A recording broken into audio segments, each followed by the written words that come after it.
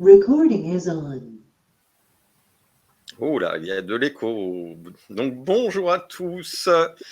Aujourd'hui, nous faisons donc un cours sur la blockchain et je vais activer mon partage d'écran pour qu'on regarde un petit peu mon petit diaporama. Hop, non, c'est pas ça. On viendra vers ça après. Donc, comme vous le voyez, le titre de ce module, c'est la blockchain, une invention révolutionnaire. Et en fait, ce n'est pas moi qui ai choisi ce titre, c'est Victor, mais je l'ai gardé parce que, effectivement, on n'aura peut-être pas trop le temps d'en parler dans cette séance de cours, mais on verra ça sans doute dans la deuxième séance de cours. La blockchain, c'est véritablement une invention révolutionnaire qui risque de changer la face du monde sur beaucoup de choses. Mais avant de découvrir pourquoi ça risque de changer la face du monde, eh bien, il faut déjà découvrir ce que c'est que la blockchain. Alors, on y va. Ah, oui, j'ai oublié. Voilà, de faire ça. Tac. Alors, on va faire un petit peu d'histoire. On va essayer de comprendre un petit peu voilà, comment sont apparues les blockchains. Et je vais commencer par rappeler que la blockchain est, en gros, même s'il y avait déjà eu des recherches sur les blockchains, les blockchains sont apparus avec le Bitcoin. Et donc, pour comprendre l'histoire de la blockchain, il faut comprendre l'histoire du Bitcoin. Le Bitcoin étant une crypto-monnaie, donc une monnaie, il faut aussi comprendre un petit peu l'histoire de la monnaie de manière générale. Donc, on va déjà commencer par quelques considérations autour des monnaies et vous allez voir tout doucement par la suite pourquoi je vous présente ces considérations autour des monnaies. Et on va s'intéresser à la monnaie qui a été la monnaie phare pendant des siècles. L'or a commencé à être utilisé 700 ans avant Jésus-Christ. Et puis, au 19e siècle, c'était vraiment la monnaie phare, la monnaie principale. Et on va le voir tout à l'heure, au 20e siècle, on va dire pendant à peu près la première moitié du 20e siècle, nos monnaies, qu'on appelle les monnaies fiduciaires, ont été associées à l'or. Et puis, d'un coup, les choses ont changé. Et c'est là que les complications ont commencé à arriver. Mais avant de parler de tout ça, voyons un petit peu les différentes caractéristiques d'une monnaie utile. Et là, l'exemple qu'on a pris, c'est donc l'exemple de l'or. Donc, une monnaie utile doit être durable. Et on le voit bien avec l'or, c'est un métal qui est solide, qui est résistant, qui ne se détériore pas avec le temps et qui est bien durable. Il doit être transportable. Et l'or est transportable. Après, vous allez me dire, oui, pas tant que ça. Et effectivement, si vous voulez vous promener avec vos lingots d'or, c'est beaucoup plus compliqué.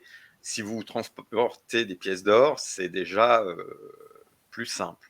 Et c'est une des réponses que cherchent à apporter les crypto-monnaies, justement, pour que ça soit plus facilement transportable, puisque c'est dématérialisé, c'est encore plus facilement transportable. Une monnaie utile doit être divisible, et c'était le cas des pièces d'or qui pouvaient être de poids différents, et plusieurs petites pièces pouvaient représenter la valeur d'une grande pièce. Alors, on va voir si vous avez retenu un petit peu ce qu'on a dit sur les technologies du Web3. On a déjà parlé de ce mot fongible. À l'occasion de quelle technologie ?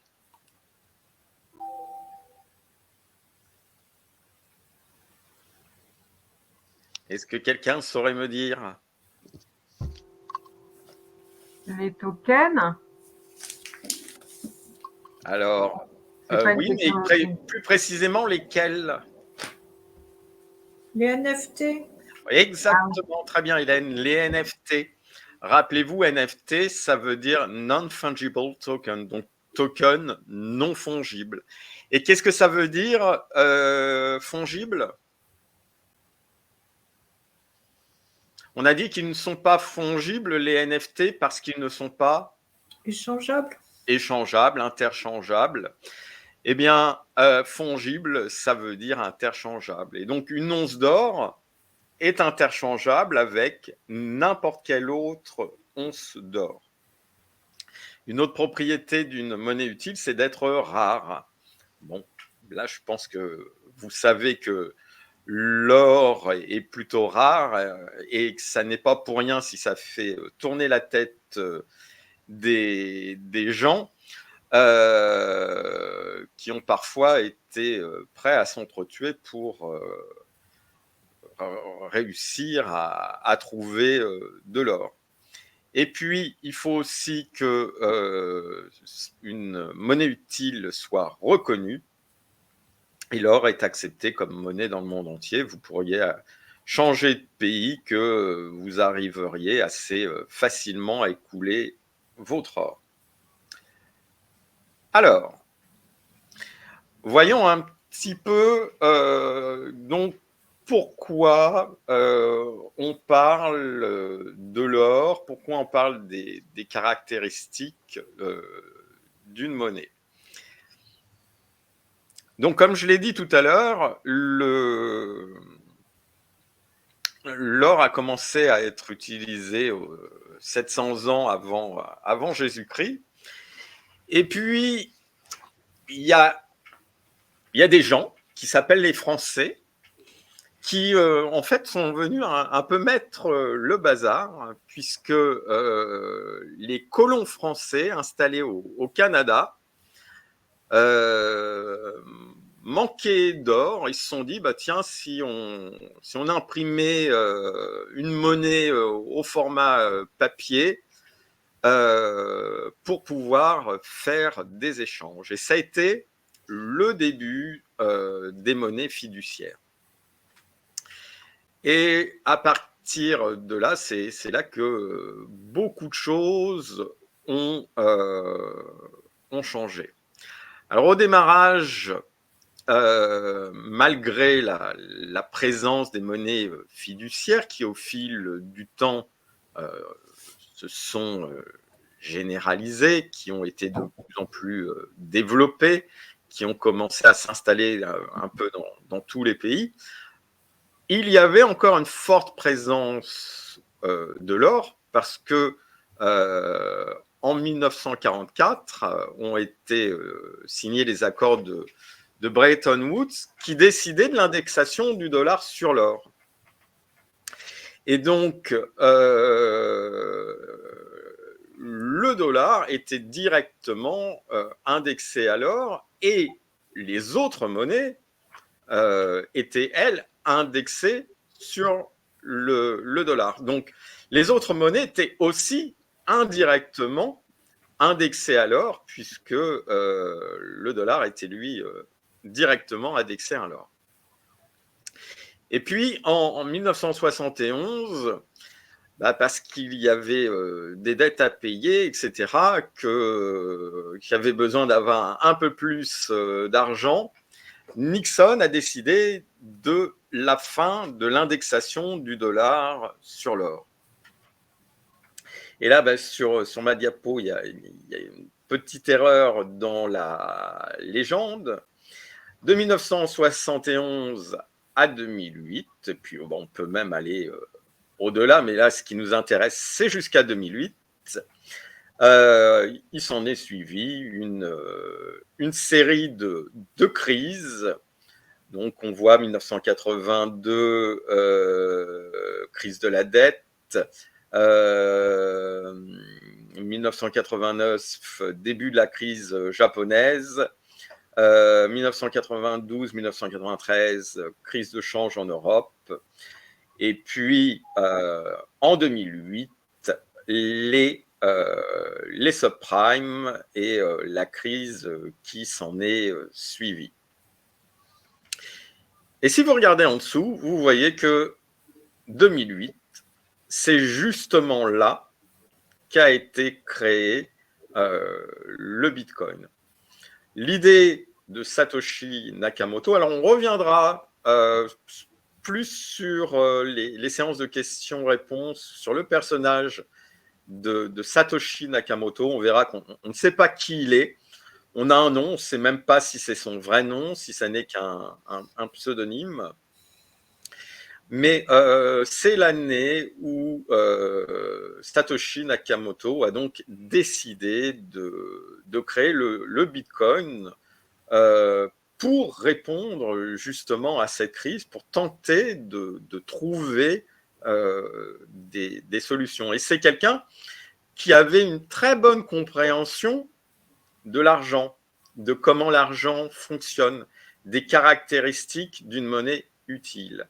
Et donc, vous ne serez pas surpris de découvrir que lorsqu'il a créé le Bitcoin, il a en fait en sorte de retrouver chez le Bitcoin les 6 caractéristiques d'une monnaie utile qu'on a vues tout à l'heure. Donc, c'est pour ça que je vous ai fait cette petite introduction tout à l'heure sur les 6 caractéristiques d'une monnaie utile, parce que c'est quelque chose que Satoshi Nakamoto avait en tête au moment de créer le Bitcoin. Et puis, il a décidé de lui rajouter d'autres caractéristiques. Donc, par exemple, une caractéristique du Bitcoin, c'est que il est transparent. On peut aller voir quelles sont les différentes transactions qui ont été faites de façon complètement transparente. L'information se trouve sur Internet. C'est une des caractéristiques. Et puis, l'autre caractéristique qu'il a rajoutée, elle me revient pas d'un coup. Mais en gros, il a rajouté deux caractéristiques à son Bitcoin. Est-ce que quelqu'un a en tête la deuxième caractéristique? Pourtant, c'est une caractéristique simple, mais ça ne me vient pas. La quantité est limitée, surtout. Non? Alors, la quantité limitée, ça fait partie des 6 caractéristiques, puisque ça fait partie de la rareté, en fait.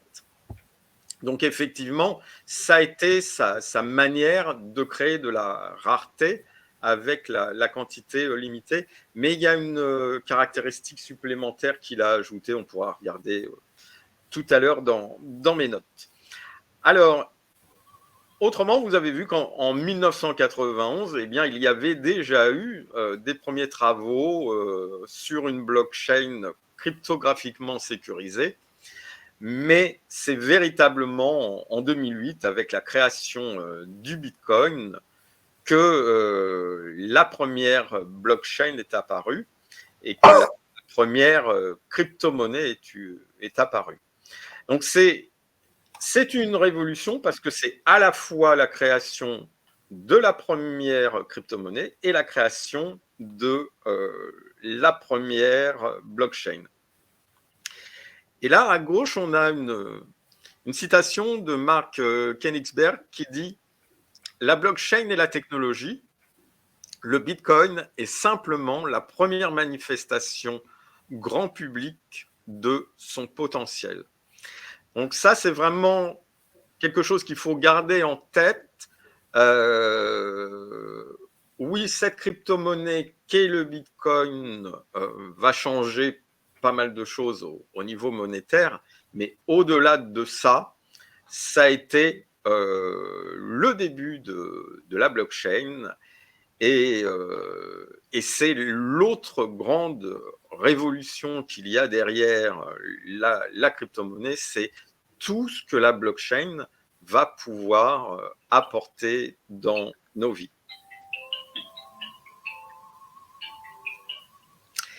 Est-ce que pour l'instant, c'est clair pour tout le monde? Oui. Oui. C'est très clair, merci. Merci. Alors, on poursuit et on va essayer de comprendre un petit peu ce que c'est qu'une blockchain. Alors, une blockchain, c'est un espace de stockage et d'échange de données.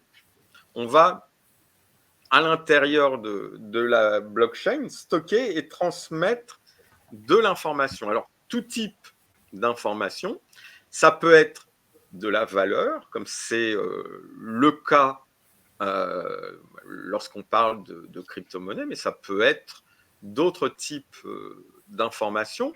Par contre, ça n'est pas parce que on peut stocker de la valeur que ça fait de la blockchain une crypto-monnaie. Il y a de temps en temps des confusions de la part de personnes qui pensent que la blockchain, c'est une crypto-monnaie. Non, la blockchain, c'est la technologie qu'il y a derrière les crypto-monnaies, mais ça n'est pas une crypto-monnaie. Ensuite, c'est un grand livre de comptes numériques. Comme je l'ai dit tout à l'heure, une blockchain est transparente. On peut voir les différentes transactions qui ont été effectuées parce que justement, c'est un grand livre de comptes qui enregistre des milliers et des milliers de transactions. Et donc, c'est une sorte de base de données qui contient l'historique de tous les échanges qui ont été effectués. Et bien entendu, tout ça nécessite de la programmation. Il y a de la programmation derrière ça, mais pour autant, ça n'est pas un langage de programmation. Ensuite, c'est une machine à encoder. Vous avez sans doute entendu parler de la machine Enigma, qui, pendant la Deuxième Guerre mondiale, encodait des informations. Eh bien, la blockchain, c'est un peu ça. C'est une gigantesque machine à encoder qui encode l'information qu'elle contient. Et pour ça, elle va utiliser du codage cryptographique. Mais pour autant, la blockchain, ce n'est pas un codage cryptographique. Elle utilise du codage cryptographique, mais ça n'est pas un codage cryptographique en soi. Ensuite, la blockchain, c'est une technologie qui relie les hommes entre eux. Alors, avec la blockchain, on peut envoyer une information d'une personne à l'autre, ça peut être de la valeur, ça peut être des crypto-monnaies par exemple, en utilisant un réseau de pair à pair. Et donc, on va, au travers de la blockchain, je suis en train de voir que j'ai oublié de brancher mon ordinateur et qu'il va se décharger. Je vais tout de suite le brancher.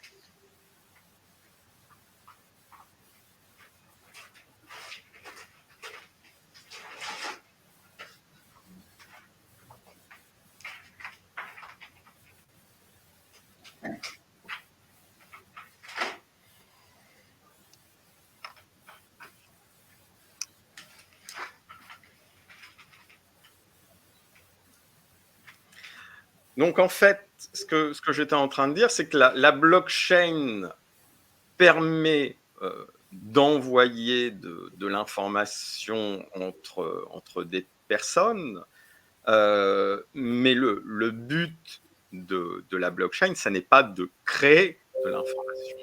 L'intelligence artificielle, elle, crée de l'information à partir de toutes les données qu'elle collecte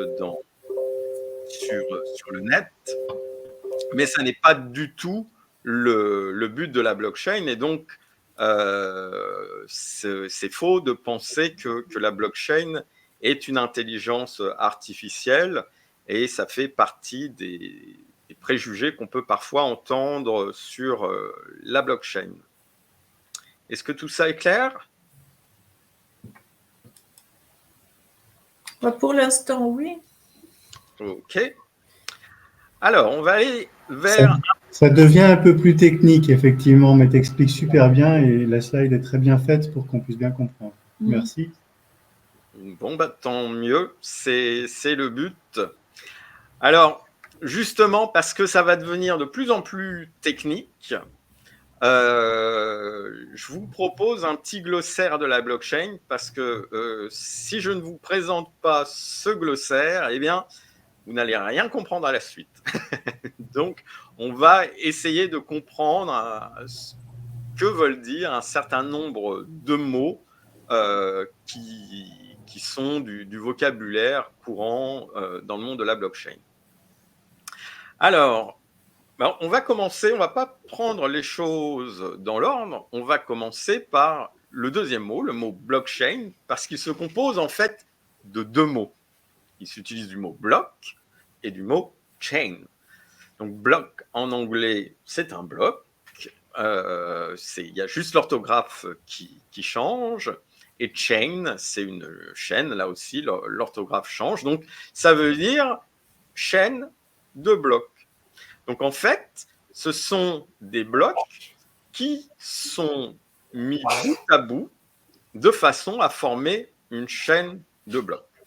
Bon, ça, je pense que c'est pas très difficile à comprendre. Maintenant, ce qui est sans doute plus difficile à concevoir, c'est qu'est-ce que c'est qu'un bloc? Eh bien, un bloc, c'est un regroupement de transactions effectuées entre les utilisateurs d'un même réseau. On va parler de mineurs tout à l'heure. Eh bien, les mineurs, en fait, vont sélectionner des transactions.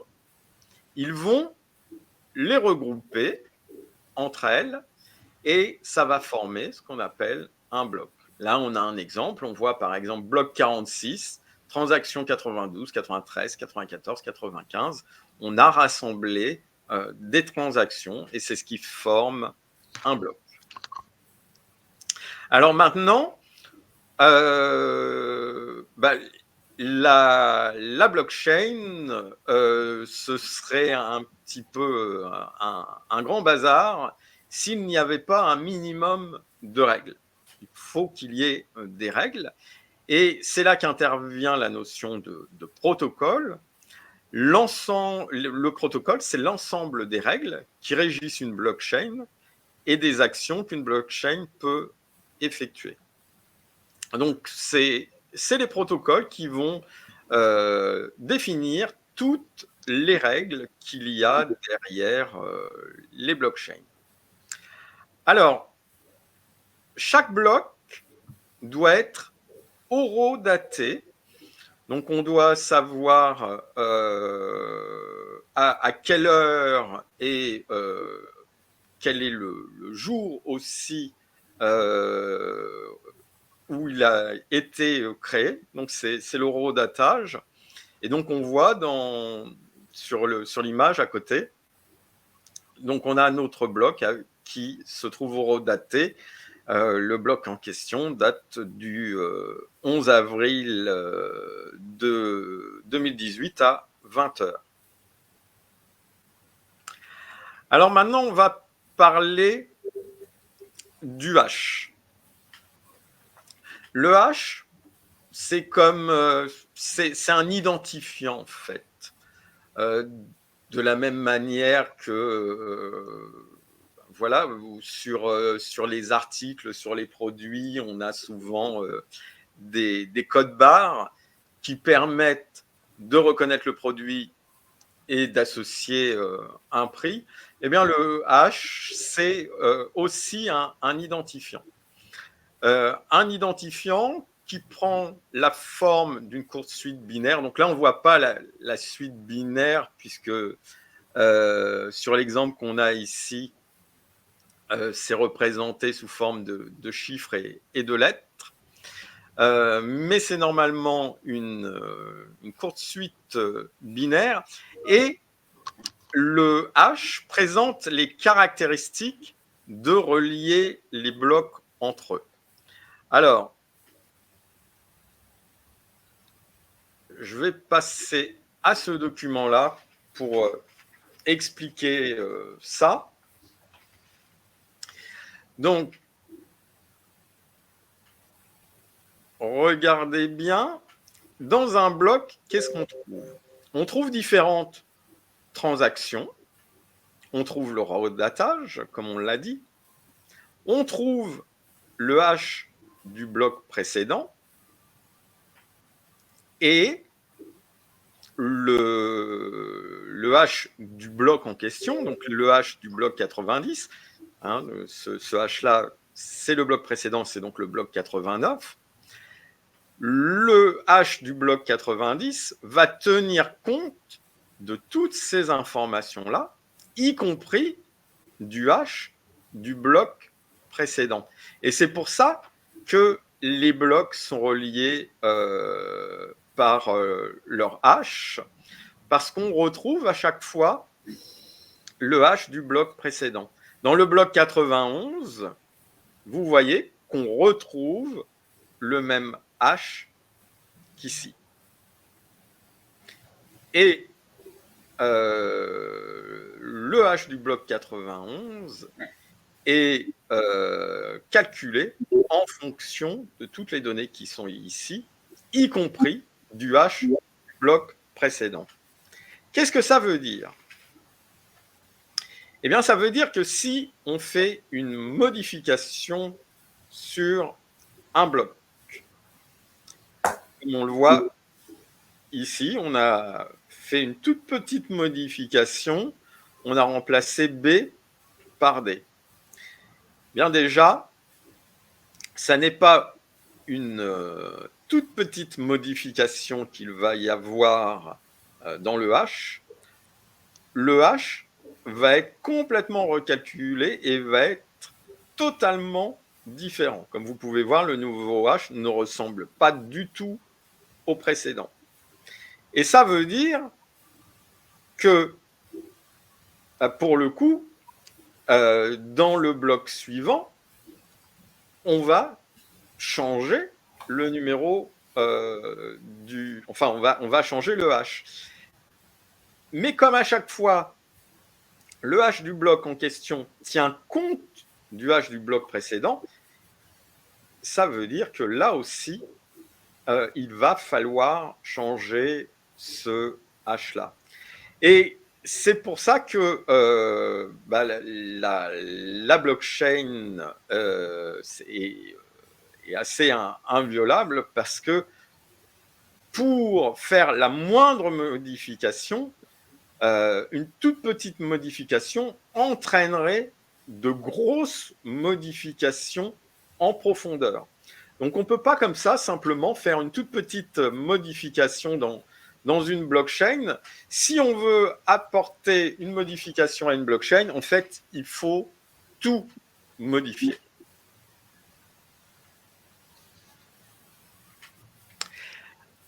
Alors, continuons avec nos... Ah non, je n'ai pas terminé avec le hash. Le hash présente 4 caractéristiques. Il présente les caractéristiques d'être à sens unique.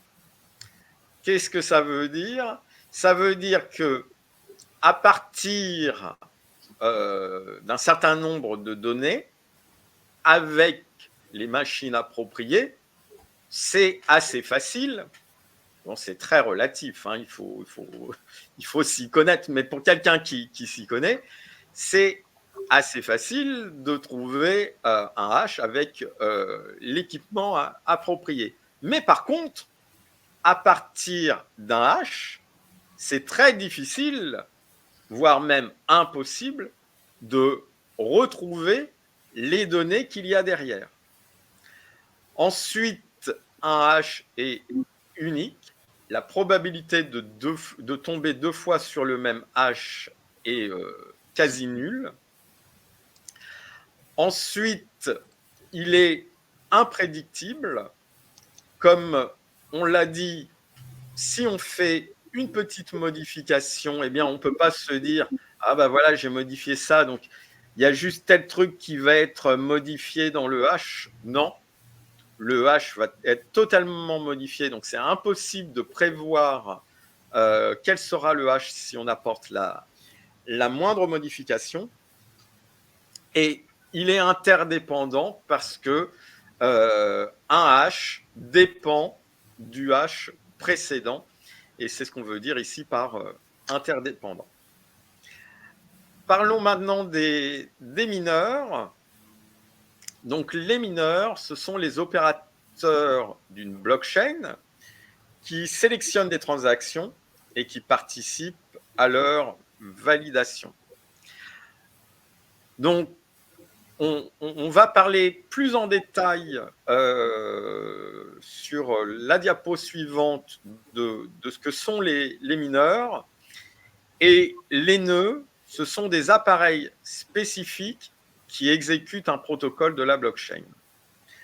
Alors, on va voir tout à l'heure, parce que si on regarde ces définitions, on pourrait avoir tendance à simplifier en se disant « Ah ben les mineurs sont des opérateurs, donc ce sont des gens, et les nœuds sont des appareils, sont des ordinateurs. » Alors, c'est beaucoup plus complexe que ça, parce que derrière une machine, il y a en général un homme, et le mineur, en fait, est là avant tout pour faire fonctionner des machines.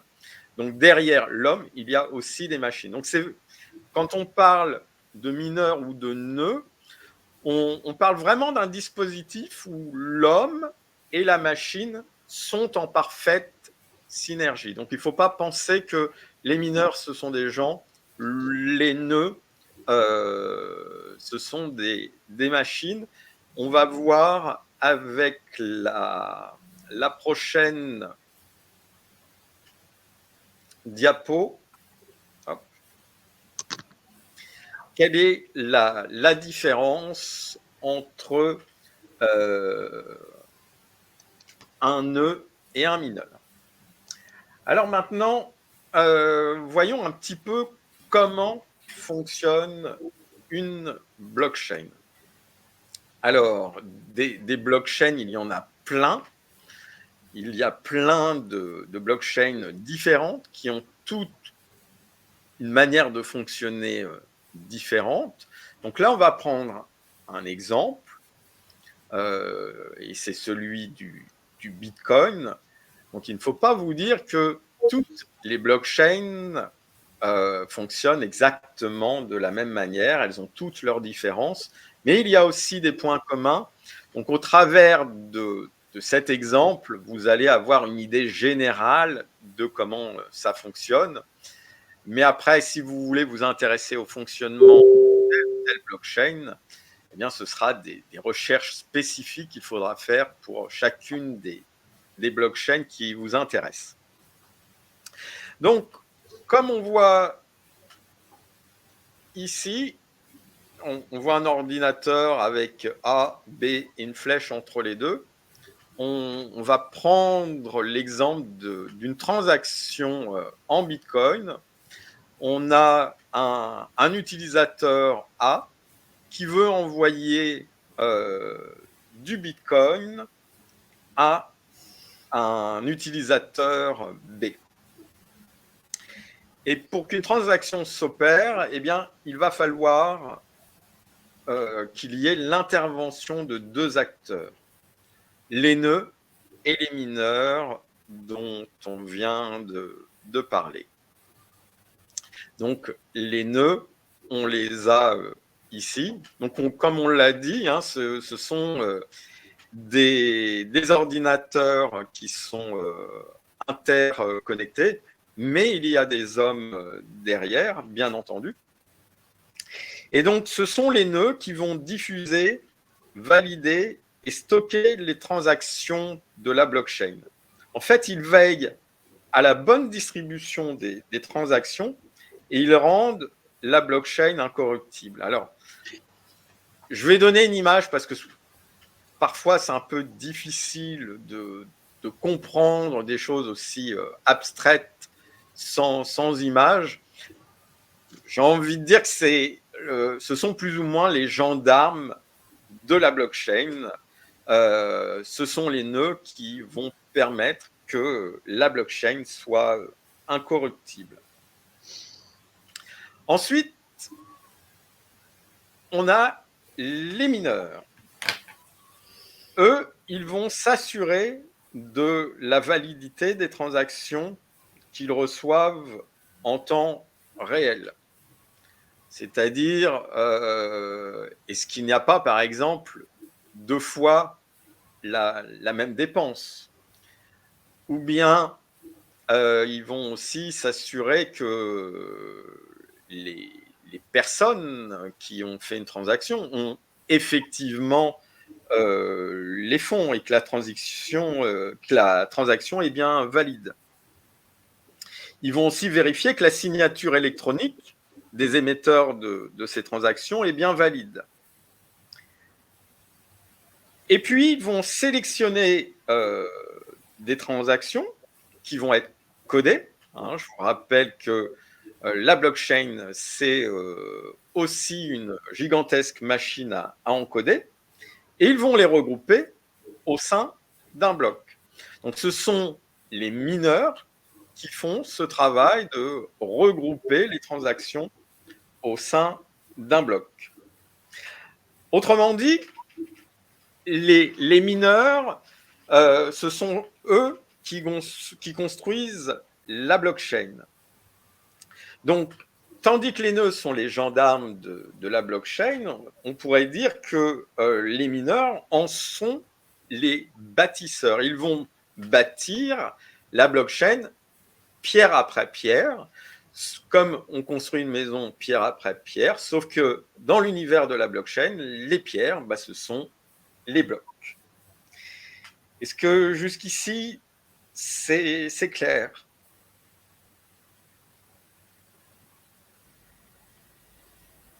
Oui, ça va. Ça va? Ah oui, là, ça devient un peu plus technique à partir d'ici. Hein. Et donc, une fois que les transactions ont été regroupées à l'intérieur d'un bloc, c'est là que les règles de consensus interviennent. Et on va voir tout de suite ce que c'est que les règles de consensus. Ce qu'il faut bien comprendre, c'est qu'en fait, les mineurs sont en compétition. Ils veulent tous créer un bloc, ils veulent tous que leur bloc soit validé, parce qu'il y a beaucoup d'argent à la clé. Ça peut facilement atteindre 1 bitcoin, voire plus. Quand vous voyez la valeur du bitcoin, vous comprenez bien que les mineurs sont motivés pour que leur bloc soit validé. Sauf qu'il n'y a qu'un seul bloc qui sera validé. Donc, c'est une véritable compétition qui se joue entre eux. Et donc, les règles de consensus, c'est le protocole. Donc, on a dit tout à l'heure, le protocole, c'est un ensemble de règles selon lequel un mineur sera choisi pour ajouter son bloc à la chaîne de blocs. Ce sont les règles qui déterminent comment on choisit le mineur qui va pouvoir ajouter son bloc à la blockchain. Et qu'est-ce qu'elles disent, ces règles? Eh bien, elles disent que les mineurs doivent trouver un hash pour certifier le bloc en question. Donc, le travail du mineur, c'est de trouver un hash. Et ça va permettre de garantir que le bloc est bien relié au bloc précédent. Hein, on a vu que les hashes permettaient que les blocs soient reliés entre eux. Et pour résoudre, pour trouver ce hash, eh bien, chaque mineur devra s'efforcer d'être le premier à résoudre une énigme mathématique complexe. Alors, c'est là qu'il ne faut pas se dire « Waouh, ce sont des génies des calculs et tout ». En fait, ce n'est pas véritablement eux qui trouvent la solution de l'énigme, ils s'aident d'ordinateurs puissants qui vont les aider à trouver la solution à cette énigme. Et c'est donc ça, le travail du mineur, de trouver la solution à une énigme mathématique grâce à des ordinateurs hyper puissants. Et une fois qu'un bloc a été certifié par un hash, il peut être ajouté, comme on le voit ici à l'étape 6, à la blockchain. Et puis, juste après, eh bien, la transaction entre A et B va se trouver confirmée et B va pouvoir recevoir les bitcoins qui lui ont été envoyés par A. Et tout ça se fait en très peu de temps. Hein. Il n'est pas rare qu'une telle transaction se fasse en 1 ou 2 minutes. Parfois, ça peut être plus long, ça dépend, mais ça peut aussi être très rapide. Et après, ça va dépendre aussi des blockchains. La blockchain du Bitcoin n'est pas forcément la plus rapide, mais il y en a qui sont beaucoup plus rapides. Voilà. Donc tout ça, ça a été globalement bien compris. Alors, je me doute, ça fait beaucoup de choses à ingurgiter d'un coup, là. Non, c'est très bien. C'est le petit schéma, là, c'est vraiment très explicite. Et avec tes explications, ouais, ça permet de mieux comprendre comment ça fonctionne, en effet. Oui, grosso modo, ce qu'il faut retenir, c'est on fait une transaction. Cette transaction va être placée avec d'autres transactions dans un bloc. Ensuite, on va avoir des gendarmes qui vont veiller à ce que la blockchain soit incorruptible. Ensuite, on va avoir des mineurs qui sont des bâtisseurs, qui vont créer ces blocs, qui vont résoudre une énigme. Une fois qu'il y en a un qui a réussi à résoudre l'énigme, eh bien, il va pouvoir placer son bloc dans la blockchain et la transaction s'opère. Alors, maintenant, on va découvrir deux protocoles, le protocole Proof of Work, le protocole Proof of Stake, qui sont deux protocoles différents qu'il y a derrière les blockchains. Alors, on va commencer par le protocole Proof of Work, et là encore, je pense que c'est important pour bien comprendre les choses, pour s'imager les choses, de partir de l'univers de référence qu'il y a derrière chacun de ces protocoles.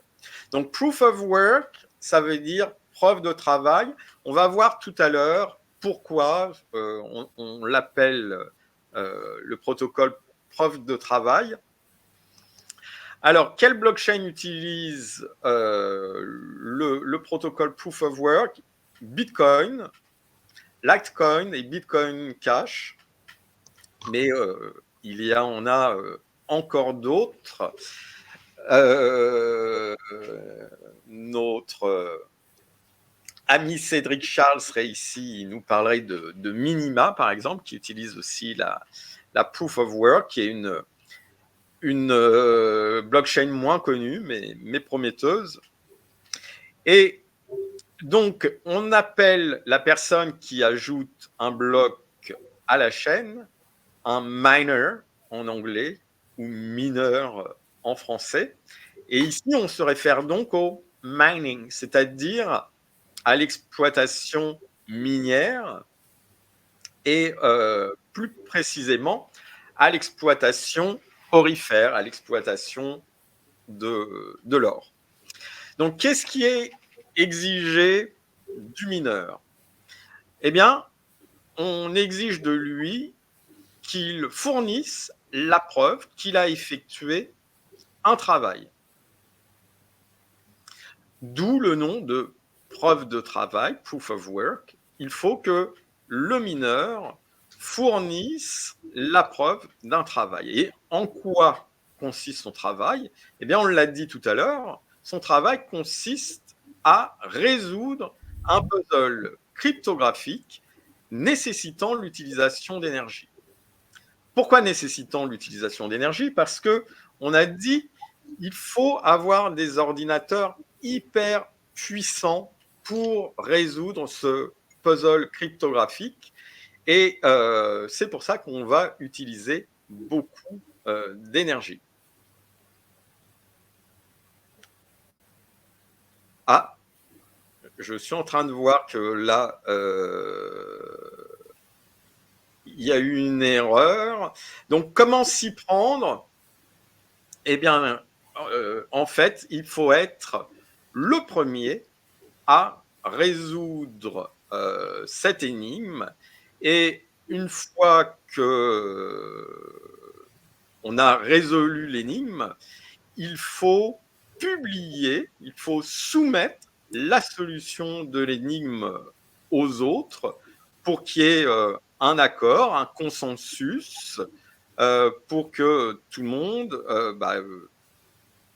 de façon collective, décide que c'est effectivement tel mineur qui a réussi à fournir le travail qui lui était demandé. Donc, comme on vient de le dire, la solution est publiée à tous les autres nœuds qui peuvent facilement vérifier si la solution répond aux exigences et ainsi valider ou invalider la preuve de travail. Pour quelle récompense? Eh bien, comme on l'a dit tout à l'heure, les mineurs ne font pas ça gratuitement. Et il y aura une récompense uniquement pour le premier mineur qui aura réussi à fournir la preuve qu'il a effectué le travail requis. Alors, revenons un petit peu à cet univers de l'exploitation aurifère. Pourquoi ce nom de mineur? Pourquoi on se réfère à ça? Eh bien, vous l'avez peut-être entendu, mais souvent le Bitcoin est considéré comme une réserve de valeur, comme l'or. Et il y a une deuxième raison, c'est aussi le fait que, comme l'exploitation aurifère, ça nécessite l'utilisation de beaucoup d'énergie. Et la valeur des blockchains proof of work dérive donc de leur utilité, mais aussi de l'énergie qui a servi à les construire. L'inconvénient, c'est que c'est plus énergivore, mais il faut relativiser. Certains diront que c'est plus nuisible à l'environnement, mais c'est faire abstraction des efforts énergétiques qui sont accomplis parce que le Bitcoin, par exemple, utilise à 65% des énergies renouvelables. Et je pense qu'il n'y a pas beaucoup d'États à travers le monde qui peuvent se prévaloir de faire la même chose. Proof of stake maintenant, la preuve d'enjeu. Alors, Cardano, Polkadot et Solana, par exemple, sont des blockchains qui utilisent ces types de protocoles. Donc, comme dans la proof of work, on a aussi quelqu'un qui va ajouter un bloc à la chaîne. Mais là, on ne va pas parler de miner, on va parler de minter en anglais ou validateur en français. Pourquoi je donne le terme anglais parce que ça fait référence au minting, c'est-à-dire à l'activité de frapper monnaie. Et on verra tout à l'heure encore que quand on a ça en tête, on arrive à bien comprendre la différence avec la proof of work. Après, si vous lisez des choses, la documentation autour de la proof of stake, parfois on entend parler de mineurs. Alors, si vous voyez le mot mineur, ça n'est pas complètement faux, mais c'est en fait un abus de langage parce que les gens comprennent assez facilement le terme mineur qui est utilisé dans la proof of work, mais quand il s'agit de proof of stake, c'est pas tout à fait exact de parler de mineur, il vaut mieux parler de validateur. Alors, qu'est-ce qui est exigé de notre validateur? Eh bien, ce qui est exigé de cette personne, c'est qu'elle fasse du stacking ou staking en anglais. L'idée, en fait, c'est de bloquer de l'argent pour, en contrepartie, avoir des intérêts dessus, un petit peu comme quand vous placez de l'argent sur un livret d'épargne, sauf que là, les intérêts sont en général plus intéressants que sur un livret d'épargne. Donc, on va bloquer des crypto-monnaies contre récompense. Après, tout le monde peut faire du stacking, mais tout le monde ne peut pas devenir validateur. Pour devenir validateur, il faut avoir une mise, et la mise, c'est ce qu'on appelle l'enjeu. Stacking, donc staking, c'est ça, c'est l'enjeu, c'est la mise qui est aussi important que possible. Donc, il vaut mieux avoir des poches bien pleines si on veut pouvoir être validateur. Ça n'est pas très démocratique. Cela dit, il vaut mieux avoir les poches bien pleines aussi pour être mineur parce que les machines sont coûteuses aussi et puis ça coûte énormément en énergie, en électricité. Donc, pour quelles conséquences? Eh bien, plus je mets d'argent en stacking, plus j'ai de chances d'être sélectionné pour choisir le bloc suivant. Quelle récompense? une récompense d'autant plus élevée que la mise de départ est importante. Et donc là, ce sont des intérêts à laquelle va s'ajouter une récompense pour celui qui a été désigné comme validateur. Alors, quels sont les avantages de la Proof of Stake? C'est que c'est moins énergivore et donc moins nuisible à l'environnement, même si, encore une fois, hein, il faut relativiser les choses. Et quels sont les inconvénients? Alors, il y a un inconvénient, c'est que je n'ai pas mis ici, c'est que il y a un risque en fait que des personnes deviennent majoritaires au travers du stacking, tellement elles détiennent de jetons. Et à ce moment-là, on risque de fortement influencer la blockchain. Et ça, c'est quelque chose qui peut être problématique. C'est une façon un peu d'infiltrer la blockchain en question. L'autre inconvénient, et là on va revenir donc à l'analogie, on a dit que on fait référence ici à l'univers du minting, donc au fait de frapper monnaie, et donc à l'échelle d'un État, on peut dire que ces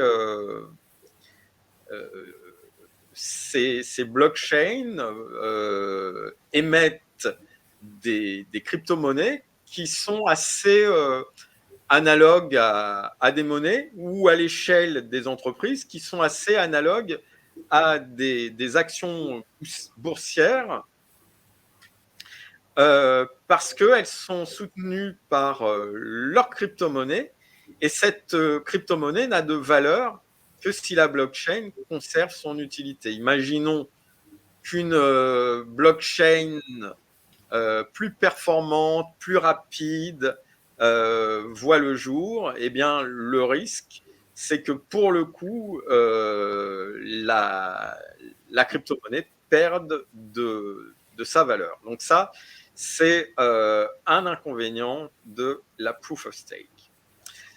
Voilà, eh bien, on a fait 1 heure. Je pense qu'on va s'arrêter là aujourd'hui. C'est plus ou moins ce que je pensais, parce que il y a beaucoup de choses qui nécessitent beaucoup d'explications sur cette séance. Est-ce qu'il y a des questions? Alors, de toute façon, la semaine prochaine, c'est questions-réponses, donc vous aurez le temps d'avoir des réponses. Mais s'il y a vraiment une question qui vous brûle les lèvres, n'hésitez pas. Je crois qu'on va préparer les questions pour la semaine prochaine. D'accord. En tout cas, ça... Pas de problème. Et n'hésitez pas à envoyer, parce que c'est toujours plus simple pour répondre au mieux aux questions, d'avoir les questions à l'avance. Parce que parfois, il y a des choses qui nécessitent des visuels, etc., pour être bien expliquées.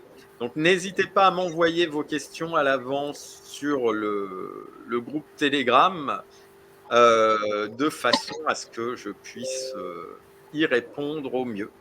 Ouais, est-ce que ce sera possible d'enregistrer la semaine prochaine?